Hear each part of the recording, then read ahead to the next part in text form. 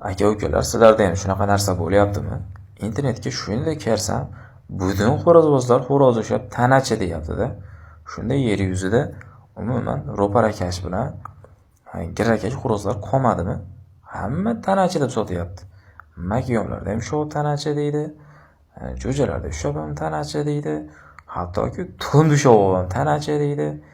Nima bo'lyapti? Bu yer yuzida ro'parakash xo'roz qolmadimi shunda?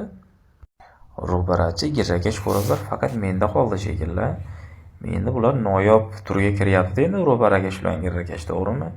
Demak, mendagilarni ham sekin narxini oshiraverammikan a? $100 sotay turdim endi men sekin $200 qilsammikan a?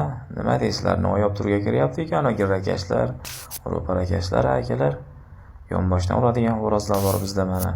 Ular ham $100-150 sotilyapti. Tuxumlari 50 mingdan sotilyapti akalar. Nima deysizlar shunga?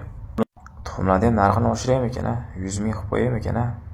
Noyoblashibdi xo'rozlarim.